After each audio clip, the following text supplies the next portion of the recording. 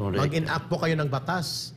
Hindi po kayo manghatol na wala po kayong kapangyarihan at karapatan at huwag kayo mag-interpret ng batas. At huwag din kayo mag-enforce ng batas. Thank you so much, Attorney Arnedo Valera, International Peace Advocate and Good Governance and Filipino Community Leader in America.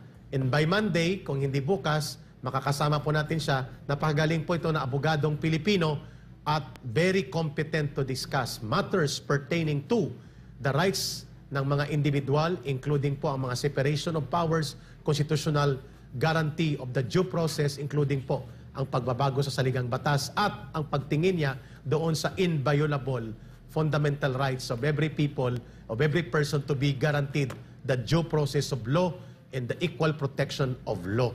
Regardless kung may nag-aakusa o regardless kung malubha ang akusasyon, bring it in the proper forum, the court, the prosecution, and not in the body of legislation na wala naman kayong realm of power na dapat gawin sana yan. Subalit dahil sa motivation of interest of political circus, demolition job, political attacks, and gimmick to become relevant in public discussion, ginamit po ninyo ang lumalagpas na kapangyarihan ng Senado. The overreach of legislative power is equivalent and tantamount to abuse of authority and power.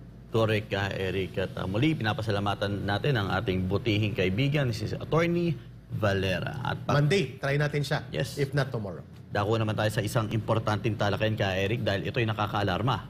Gusto lang natin linawin sa ating mga kababayan, itong peace talks ba ka, Eric, na kung saan nasa 250 mga dating rebelde ang sumusuporta sa peace talks. Na kung ito bang peace talks na ating tinatalakay dito, na kung saan suportado ng, na ayon ay talaga namang nasa hakbang din daw ng ating pamahalaan, ito ba yung exploratory talks na ating tinatalakay? Isa yan sa pinag-uusapan natin. While we are happy na lumabas kahapon sa news na may mga former rebels na senior pa sa amin, no? Mga 1970s pa, 1980s, na lumantad like si Danilo de la Cruz. Dating leader yan ng RPA-ABB. Sila Ed de la Torre ng NDF, dati. Mga 70s and 80s yan. Si Rodolfo Sala, si Bilog, dating chairman ng Communist Party na nakulong si Joma. Si Nilo Tayag, among others. We are happy that they are talking about peace talks. We are happy that they are supporting the peaceful resolution of the armed conflict sa ating bansa. Tama po yun. Kasi dapat lang na manawagan tayo ng pagsusulong ng kapayapaan. However, we maintain still the position, ako, na ang pagsusulong ng proseso ng kapayapaan at ang aktual na pag-uusap sa kapayapaan ay nakabatay sa tamang framework, nakabatay sa totoong direksyon at nakabatay sa tugma at makatotohanang pagre-resolba ng armadong tunggalian. Number one, hindi na tayo dapat bumalik sa Hague Declaration at JASIG na mga agreement. Ano po itong Hague Declaration? Hindi nila sinabi yan sa pagtitipon nila, Brother Franco. Ang Hague Declaration, ito po yung ginood time tayo at inikutan ng CPP, NPA, NDF ang ating mga batas. Gusto nila ang sa ilalim ng Hague Declaration na gusto nilang balikan na framework na siyang ginamit from 1992 to 2018 na kinakausap sila ng ating pamahalaan, foreign neutral venue sa labas ng bansa. Brother Franco ang pag-uusap. Yes. May third-party facilitator na gobyerno. Itong dalawang present na ito, gusto nila talaga sa abroad, hindi sa Pilipinas. Isa yan sa mga kapritsyo at panloloko na sinasabi nila na magkakaroon lamang ng malaya at ligtas na pag-uusap kung sa abroad. That is very wrong. Very expensive, very impractical, at pabalik-balik tayo at umabot na sa mahigit 20 billion pesos ang estimated amount na ginastos natin for more than 20 years walang nangyari. Yan pa rin ang gusto magbalikan ng CPP, NPA, NDF, Hague Declaration. Number 3, ayaw nilang magpailalim sa ilalim ng Hague Declaration na ang pag-uusap ay sa ilalim ng 1987 Constitution. Pwede ba yon? So therefore, kung hindi ipapailalim sa saligang batas, ano ang legal basis ng pag-uusap? What will be the legal foundation and framework of the talks? Saan nakasandig sa batayang legal ang pag-uusap at agreement? Questionable yon. Yan po ang mga laman ng Hague Declaration. At ang pang-apat sa Hague Declaration, gusto nila piece by piece, atado at installment ang pag-uusap. Hindi mo na pag-uusapan ang pagbubuwag sa NPA at pagtanggal ng armas at pagpapatigil ng kanilang terorismo. Ngayon, ang tanong dito sa mga lumantad na mga dati naming kasamahan, na mga ang marami dyan tiniwalag o humiwalay at tumiwalag na sa CPP, NPA, NDF. Are you supporting the framework of Hague Declaration sa inyong panawagan na magkaroon ng peace talks? Dapat mailinaw yan nila Commander Salas, ni Bilog, ni Tayag, nila Nilo de la Cruz at nila Ed de la Torre at ng grupong ito. Kasi hindi kami papayag na babalik tayo doon sa Hague Declaration. Dapat may framework ang pag-uusap. Hindi po ito usapan na parang nagbabargain tayo at nagbabaratilyo sale dyan sa may Tutuban Mall, dyan sa may Divisoria. Hindi po ganun ang konteksto ng framework sa peace talks. Number 2, JASIG. Ang JASIG ba sinusuportahan din ninyo? JASIG is Joint Agreement for Safety and Immunity Guarantee. Ito po ang dahilan kung bakit nakakalabas ang kanilang mga caught and uncaught consultants na kanilang ginagamit para yung mga kaso at mga pending cases ay mailabas sila at muling makaregroup bilang mga leaders nila. In fact, sinasabi na nila ng CPP, NPA, NDF na idinidemand nila ang pagpapalabas kay Vic Ladlad, Adelberto Silva, Trey Casambre at iba pang mga Central Committee na kakulong dyan sa may Camp Bagong Diwa. Aba, kung ako magtingin yan, reorganization of the Central Committee ang mangyayari nito. Papayagan yan ng gobyerno. Bakit hindi sila magtalaga ng consultant na hindi nakakulong at walang mga pending cases? So ang JASIG na yan, iniikutan nila ang judicial limitations at sinususpend at binabend nila ang ating mga judicial procedures to their advantage para mailabas at maitakas ang kanilang mga leaders. Ang tanong, sinusuportahan din ba ito ng grupo nila Ed de la Torre, ang JASIG, ang Hague Declaration, which are all proven to be onerous, dubious, anomalous, and disadvantage to the Philippine government and to the Filipino people. So anong framework ang inyong sinasabi na peace talks? Pangatlo, malinaw po sa konstitusyon ng CPP, NPA, NDF, lalo na sa Communist Party, malinaw po ang panawagan nila na pababagsakin ng gobyerno. At malinaw na hindi kapayapaan ang kanilang layunin, kundi kapangyarihan. Brother Franco, ang tanong, malinaw ba ang panawagan ng mga kasamahan naming former rebels na ito? Na bubuwagin dapat ang NPA, tatanggalan sila ng armas, at magpapailalim sila sa sovereign authority of the state and the government, because there can never be several governments or several powers or grupo na may armas sa isang estado. Magulo yan. Ang tanong, are you also calling for the DDR? Disarmament, demobilization, and reintegration of the NPA at mawawala at magdi-discard na at madismantle ang NPA. Yan bang framework na gusto natin? Sa akin, yun ang dapat at tamang framework. Ang panghuli, dapat local peace engagement dito sa Pilipinas. Involve ang mamamayan, transparent, at hindi po exclusive na sila lang nakakaalam. Yan din po ba ang gusto natin? Dapat involve ang taong bayan dito. Pinag-uusapan ang mga source of the conflict at ano ang dapat gawin ng government. Pero may direksyon na tapusin na ang paghawak nila ng armas. Buwagin ang NPA at itigil na nila ang panununog, pagpatay, pangbobomba, pangre-recruit.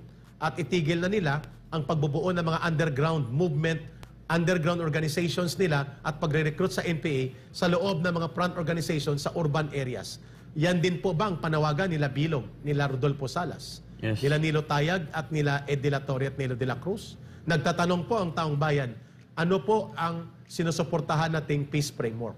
Kasi sa amin malinaw, local peace engagement, local peace mechanism, transparent, involve ang local government, involve ang mga taong bayan, at nakikita natin na sincero na magkakaroon ng DDR, disarmament, demobilization, and reintegration at mawawala ang NPA.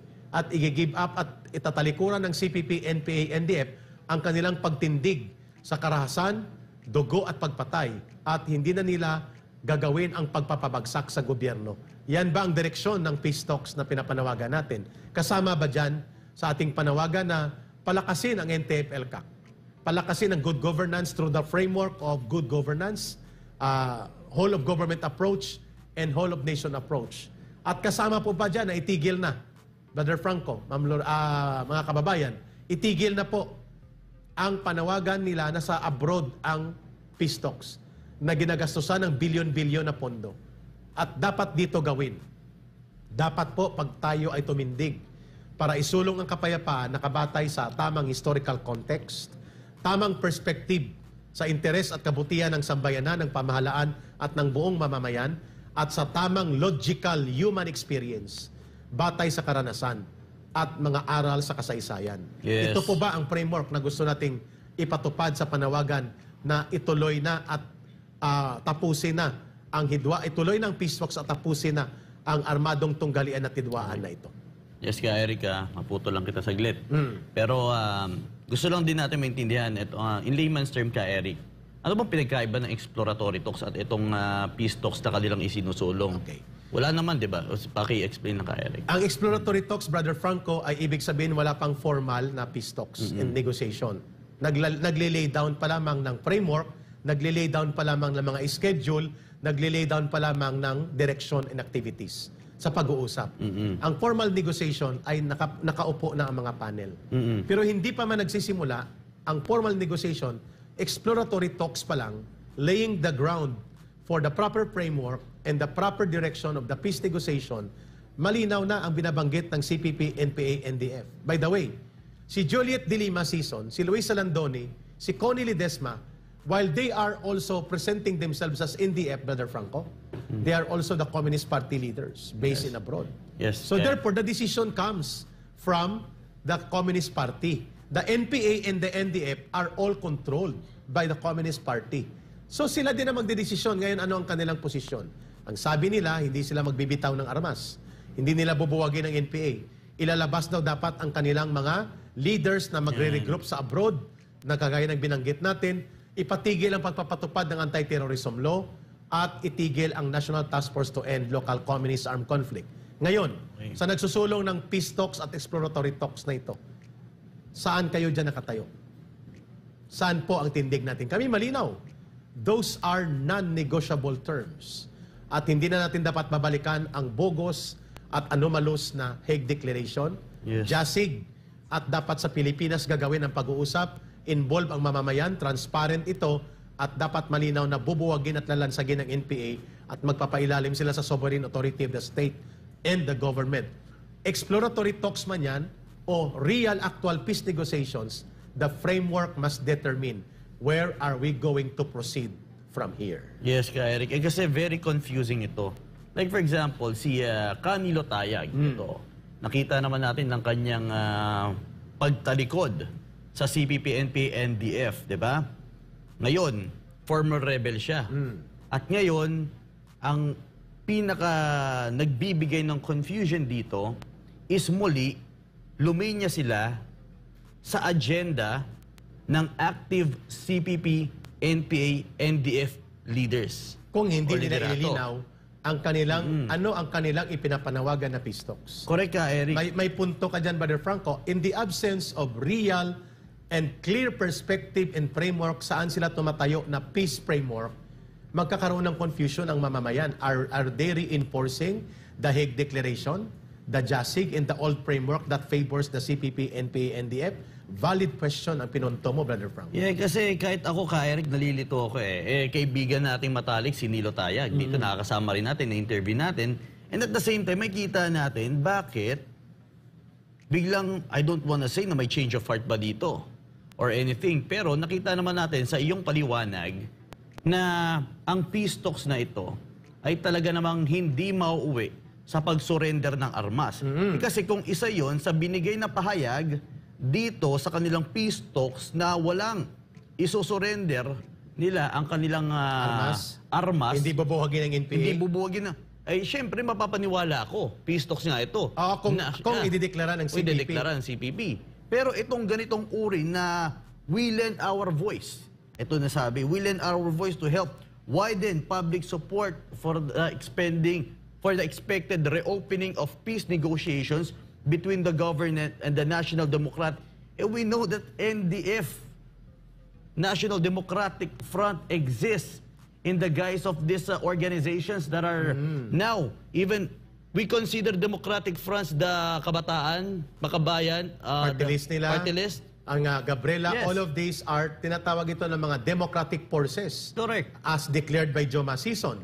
Tama ang punto mo, Brother Franco eh. Yeah, and we have a supporting video for this if we can. Can we Yes, Yung kay Luis Salandoni, para, Yes. para marinig po ito.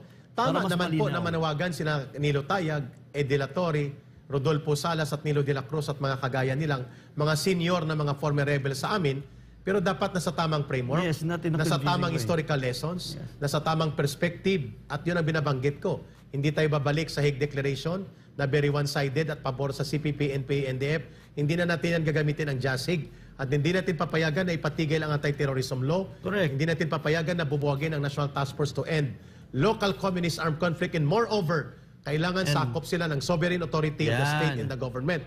Kasi- At lalansagin ang NPA, tatanggalan ng armas. Yan, I just want to make it clear. If this former rebels are sincere to what they really want for our country, they will really go straight to the point that there will be no more armed struggle. Yan. We will surrender. We will submit ourselves into the government. Yan. Yung mga ganitong mga I-demand linya. nila yun sa Hindi CPP, NPA, NDF. Hindi yung mga linya na susuportahan namin ng mga boses, yung mga ganyan-ganyan mga bagay, ay talaga namang linyahan. Ayan yung matagal na ginagawa na kasi ng CPP, NPA, NDF. Kaya panoorin na lang po natin ang video na ito para mas malinaw. Ito po ang aming basihan kung bakit namin ito inilalabas, sapagkat maingat po tayo sa usapin ng kung ano ang tamang framework at historical lessons that we should hold on pagdating sa peace negotiations, peace talks, or exploratory talks with the CPP, NPA, NDF. Go ahead, Brother Frank. Panoorin po natin ang video na ito. We see that peace negotiations are another form of legal struggle, which is possible to be used by the revolutionary forces in order to advance the revolutionary armed struggle and the revolutionary mass movement. This other form of legal struggle, the peace negotiations, does not replace the revolutionary armed struggle nor the revolutionary mass movement. In fact, it should advance, it should support this revolutionary armed struggle as the main form of struggle, and the revolutionary mass movement, which is a more important struggle than the peace negotiations. Malinaw po ang binabanggit ni Luis Salandoni na kinausap po ng Philippine Team Delegation nila Secretary Galvez, General Manny Bautista, Anton Lagdameo, among others. Ang sinasabi ni Luis Salandoni ay posisyon niya ng Central Committee. Hindi lamang ng NDF, Central Committee yan ng Communist Party of the Philippines. Ang sabi niya, ang peace negotiations, isa lamang yan sa pamamaraan para palakasin at isulong ang armadong pakikibaka at kilusang masa sa kalunsuran. Alam yan ni Ed De La Torre, ni Nilo de la Cruz, ni Rodolfo Salas, at ni Nilo Tayag. Alam nila yan. Ngayon, kung ang pagtingin pala ng CPP, NPA, NDF ay instrumento lamang at pamamaraan para lalo pang isulong ang armadong pakikibaka para pabagsakin ng gobyerno at lumawak ang kilusang masa laban sa pamahalaan, what kind of peace talks ang ipinapanawagan at sinusuportahan ng grupong ito ng mga former rebels na kagaya namin? Kami malinaw. Local Peace Initiative, Local Peace Mechanism na sa balangkas ng National Task Force to End Local Communist Armed Conflict, may disarmament, demobilization at reintegration ng NPA at wala ng NPA na mananatili pa sa ilalim ng sovereign authority of the state and the government ng Pilipinas. Sakop ng saligang batas dapat ang pag-uusap. Wala ng foreign neutral venue na pag-uusapan, dito na gagawin. Transparent, hindi na babalikan ang mga budol-budol na agreement like Hague Declaration at JASIG, at dapat ang gobyerno ang mangunguna kasama ang taong bayan na obligahin ang CPP, NPA, NDF na sumunod sa paglalansag ng NPA at tumalima sa pag-uusap na mapayapa at resolbahin ang social, political, and economic issues. Yan din po ba ang framework na sinusuportahan ng grupong ito? Kung yan po, magkakaisa tayo at tuwang-tuwa ang taong bayan dyan kasi panalo tayo. Huwag niyong kalimutan ang video na ipinakita natin.